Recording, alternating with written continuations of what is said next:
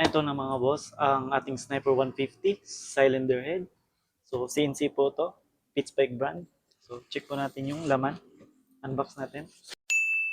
So ito po yung rocker arm pin, retainer.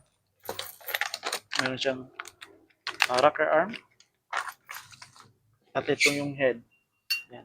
Ito yung bulb, 20, 2023. Meron din tayong 1922, 2225. So ito yung head ng 2023.